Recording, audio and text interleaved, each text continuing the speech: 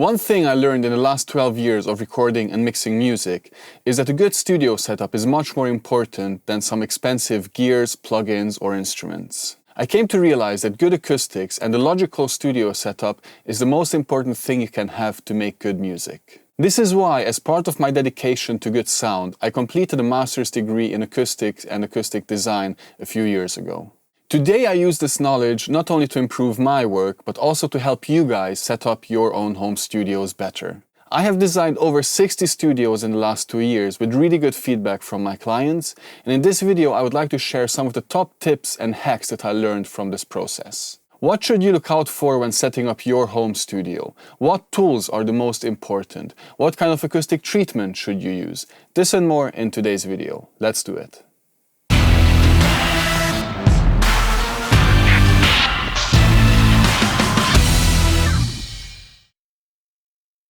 So let's jump right in. We will start with some basics and then slowly move into some more advanced options and possibilities. My personal number one is good monitoring. Your monitoring is really the most important tool in your arsenal. Without good monitoring, without the ability to hear what you're doing, every adjustment you make is only a shot in the dark. This is why my number one recommendation is to buy the best possible speakers that you can and at least one pair of good headphones. Personally, I think that this is not the area to save money because a good set of speakers and a good pair of headphones will last you a lifetime. I don't want to endorse any particular brand, but I encourage you to buy speakers from manufacturers that create really high-end products as well. The question here is, would you rather buy an expensive Fiat or a cheap Mercedes? Which one do you think will have the better technology inside? If you want, I'm happy to make some recommendations for you within your price range. Just leave a comment in the comment section below or hit me up personally if you want. My tip number 2, once you have your speakers, make sure you have set them up properly because indeed this is where I see the most mistakes. Most often the speakers will be set up too low, too high, too wide, too narrow, or just pushed up against the wall where they have no business of being. Ideally, your monitors should form two corners of an equal-sided triangle, and they should aim at a point just behind your head. Make sure they are at ear level, and ideally, try to place them behind your desk. Having your speakers on stands will give you some flexibility to adjust the width and the distance so you can dial in the best possible tone and the best possible stereo image. If you can, place your speakers behind your computer monitor, like I have in my room, so you can avoid any reflections that would arrive from your screen.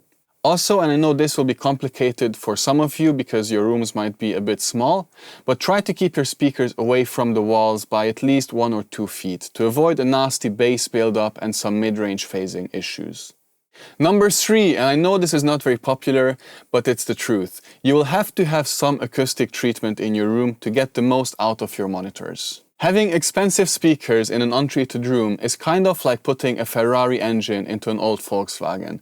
It's just not really going to work. At the very least, with your acoustic treatment, you'll want to eliminate any first reflections that come to your ears directly after the direct sound from your speaker. With this in mind, the main areas to treat are: number 1, the area behind your speakers. Yes, you heard this right, the area behind your speakers is actually very important to treat because there's a lot of energy building up and a lot of reflections coming to you. The second most important area to treat is the left and the right side of your studio. As you can see, I have some really big panels behind my Marshall amplifier there. I have panels all around my room, strategically placed to avoid any unwanted reflections.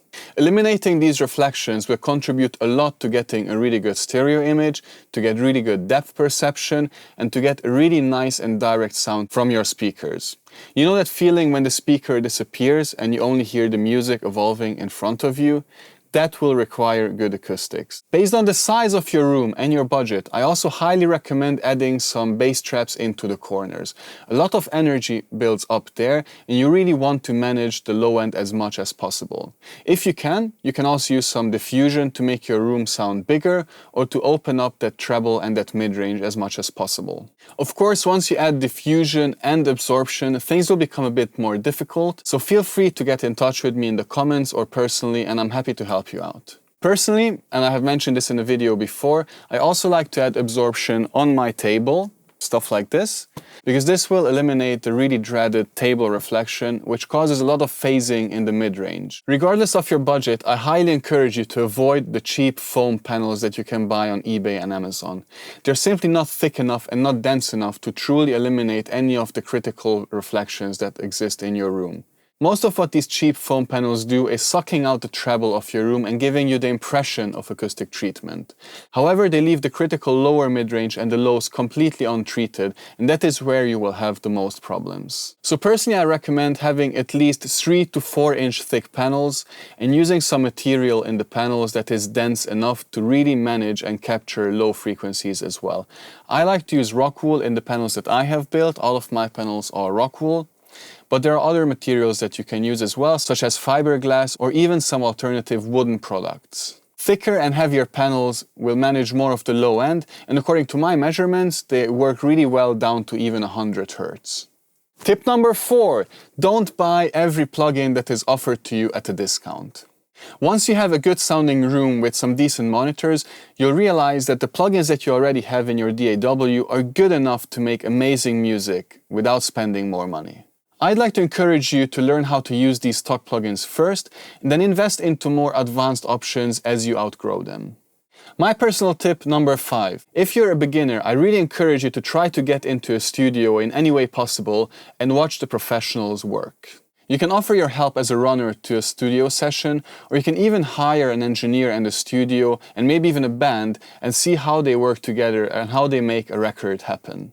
There's a lot you can learn from being in the studio even just for 1-2 days and watch the professionals work.